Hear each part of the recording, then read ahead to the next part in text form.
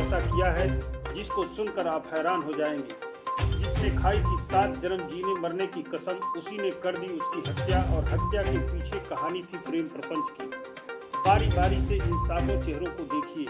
ये वही चेहरे हैं जिन्होंने हत्या के लिए 3 बार बनाया प्लान और तीसरे प्रयास में काम को कर दिया तमाम। यानी युवक को उतार दिया मौत के घाट और 100 को झाड़ी में फेंक दिया।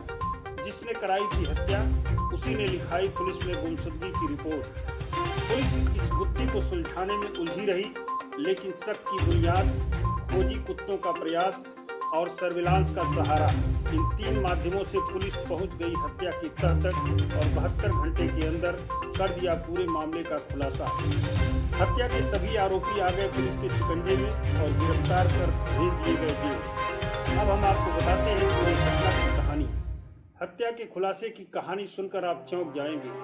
आपको बता दें यह घटना सरायपुर थाने के असाड़ा गांव की है, जहां 4 बच्चों की मां को प्रेम का ऐसा चढ़ा परवान कि उसने अपनी प्रेमिका के साथ मिलकर अपने पति का ही काम कर दिया तमाम।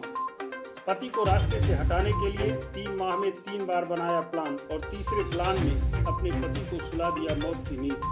जब चढ़ी पुलिस के हत्थे तो कहने लगी बड़ी गलती हो गई, क्षमा कर दीजिए। असाड़ा गांव की विवाहिता कुसुम की शादी मुकेश से हुई थी। मुकेश के 4 बच्चे हैं। इसी बीच उसकी पत्नी कुसुम का दीदारगंज थाने क्षेत्र के वारसेपुर गांव के कलंदर नामक युवक से प्रेम हो गया और उसका गांव के कुसुम के घर आना जाना शुरू हो गया। उसके पति को इस बात का पता चला, जिसने इस बात का विरोध किया और अपनी पत्नी कुसुम को डांटा फटकारा। कुसुम को यह बात बहुत नागवार लगा और उसने मुकेश को रास्ते से हटाने की ठान ली। 20 फरवरी को उसके घर शादी थी, जिसमें कलंदर और उसकी बहन शकुंतला आई और मिलकर हत्या की योजना बनाई। पहली बार 5 मई को प्रयास किया, लेकिन मौसम खराब हो गया। आंधी पानी आने के कारण योजना असफल हो गई। फिर तीसरी बार 7 मई को हत्या का प्लान बनाया और मुकेश को एक तेरही में ले जाने के बहाने टेम्पो में बैठाकर छत्तरपुर गांव में ले जाकर शराब पिलाया और उसके बाद गमछे से गला दबाकर मुकेश को मार डाला। बाद में चाकू से वार कर उसे मौत की नींद सुला दिया। उसके शरीर पर चाकू से ऐसा वार किया गया था कि मृतक की शिनाख्त न हो सके।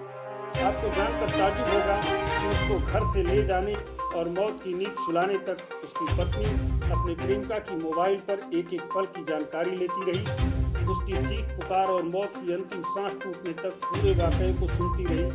जैसे ही उसे पता चला कि उसकी मौत हो गई, उसी रात उसने गांव के प्रधान से मिलकर पति के खिलाफ पति के गुमशुदगी की सूचना दी और मामला थाने तक पहुंचा। फिर पुलिस ने मिलकर पूरी गुत्थी को सुलझाया और हत्या में प्रयुक्त चाकू, वाहन, मोबाइल बरामद कर सभी 7 आरोपियों को गिरफ्तार कर उसे जेल भेज दिया।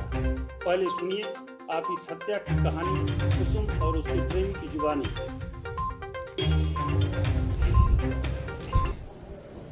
कौन कौन इस हत्या में शामिल है, किस तरीके से हत्या तुम लोग की? साहब हमसे खाली कह के गए ना लिया के जात है साहब, बिना बताओ ना के जात है, कहाँ लेके जात है साहब। बस हमसे कहना कि हम ले जाते तो से का मतलब साहब, बहुत बड़ी गलती हो गई साहब।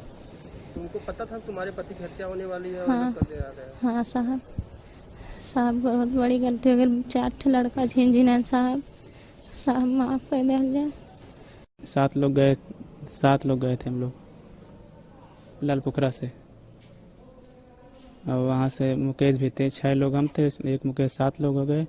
इसके बाद साहब वहाँ आए थे सिकरौर हो कि छित्तेपुर बस्ती होते हुए फिर आए थे पुल पे, वहीं सब घटना हुआ था सर, पुल के पास में। कैसे मारे उसको?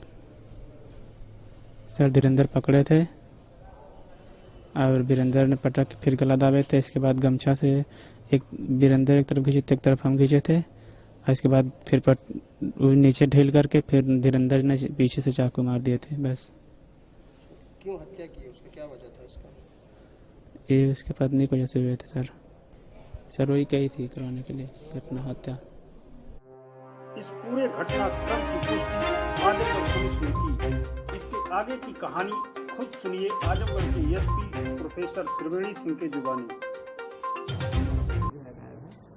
7 तारीख के शाम से बाद में हम लोग को डाउट होता है कि ये इसी का रोल है, इसकी पत्नी का रोल हो सकता है इसमें।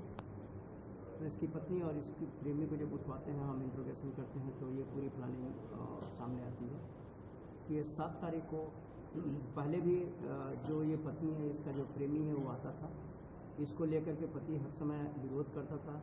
इस चीज़ को लेकर के कई बार गांव में पंचायत हुई, गांव वालों ने कहा कि तुम यहाँ नहीं आओगे।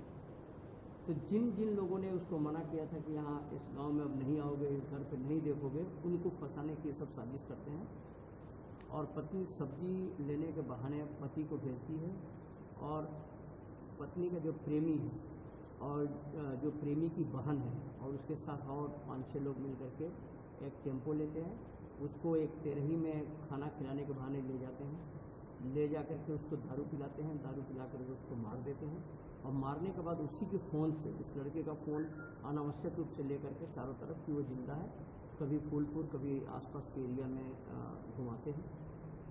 लेकिन जब